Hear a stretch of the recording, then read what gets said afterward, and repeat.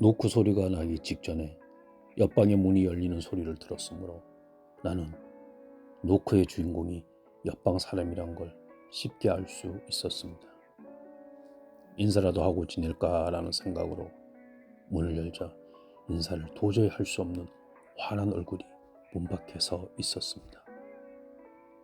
남녀노소 작은 키, 땅따라 안 치고 나보다 10살 정도는 많아 보이는 짧은 머리의 남자가 두 손을 허리춤에 얹은 채 나를 노려보고 있었습니다. 금태 안경 속에 작은 눈은 충혈되어 있었습니다. 조용히 해! 단 한마디만을 내뱉은 후 남자는 자신의 방으로 들어갔습니다. 나는 조용히 문을 닫은 후 뭔가 큰 잘못을 저질렀다는 생각에 불을 끄고 몸을 웅크린 후 잠을 잤습니다. 물론 잠이 올 리 없었지만 잠을 자야 한다고 열심히 생각했습니다. 나는 노력했습니다. 다음 날 아침에는 주인 아줌마가 나를 보자고 했습니다. 아줌마는 어젯밤의 일을 소상히 알고 있었고 이런저런 충고에 이런저런 협조를 아울러 부탁했습니다.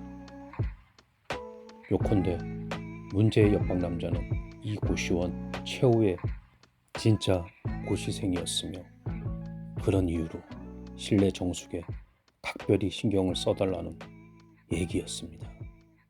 아줌마는 그를 김검사라고 불렀습니다. 조심히 하겠습니다. 뭔가 할 말이 있다는 기분도 들었지만 대체로 나는 내가 처하게 된 이 특수한 상황을 현실로서 받아들이기로 마음먹었습니다. 달리 수가 없기도 했거니와 뭐랄까 대체로 그런 성격이었습니다. 넌 아버지를 빼닮았다. 어머닌 늘 그런 말씀을 하시곤 했습니다. 그날 이후 1cm 두께의 베니어판을 사이에 둔 나와 김검사의 동거가 시작되었습니다. 정말이지 동거가 아닐 수 없다고 나는 생각했습니다. 내 쪽에서도 책상을 구르는 볼펜의 소리라든지 또 훌쩍 코를 들이키는 소리 같은 것을 너무나도 생생히 들을 수 있었기 때문입니다. 무섭게 충혈된 작은 눈을 떠올리며 꿀꺽 침을 삼키고는 했습니다. 나는 점점 조용한 인간이 되어갔습니다. 주의를 기울여 보면 인간의 몸에선 참으로 여러 가지 소리가 납니다. 한마디로 인간은 꽤나 시끄러운 동물입니다. 김검사의 성격은 그야말로 예민한 편이어서 나의 몸이 아주 작은 소리를 내기만 해도 불쾌한 기색을 여지없이 드러내고는 했습니다. 예를 들어 이라든가 아니면 벽을 딱 하고 때린다거나 그럴 때마다 나는 깜짝 이 또한 여지없이 접촉이 나쁜 형광등처럼 불안한 파장으로 몸을 떨고는 했습니다. 결국 나는 소리가 나지 않는 인간이 되었습니다. 어느 순간인가 저절로 그런 능력이 몸에 배게 된 것입니다. 발 뒤꿈치를 들고 걷는 게 생활화되었고 코를 푸는 게 아니라 눌러서 조용히 짜는 습관이 생겼으며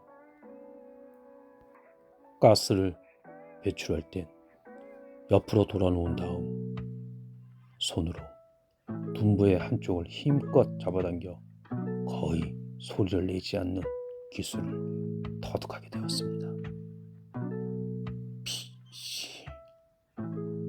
온순한 한 마리의 열대어와 같은 가스를 아무도 없는 좁은 방 안에서 엉덩이 한쪽을 최대한 잡아당긴 채 조심조심 방류하다 보면 나는 늘 가족들이 보고 싶거나 아니면 머릿속에 그리운 금강산 같은 노래를 조용히 떠올리고는 했습니다.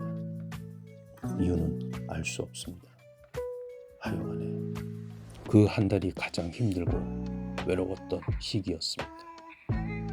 계절이 가을이란 이유로 히터를 전혀 가동하지 않았으므로 실제 방 안의 체감 온도는 몹시도 추운 편이었습니다.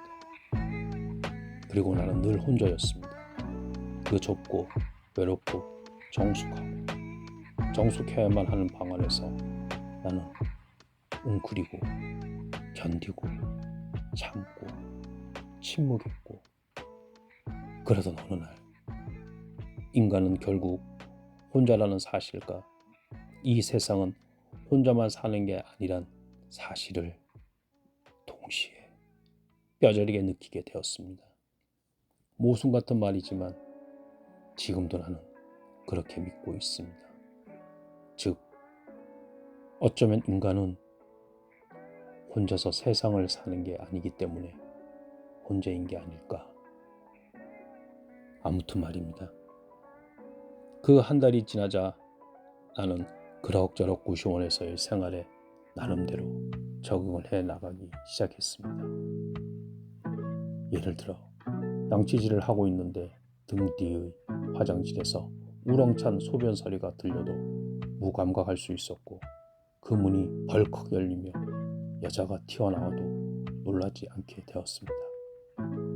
또 반대로 내가 화장실에 있을 때 누군가 세수를 하는 소리가 들려도, 또 문을 열고 나왔을 때 그가 여자였다 해도 담담하게 그 곁을 지나칠 수 있었습니다.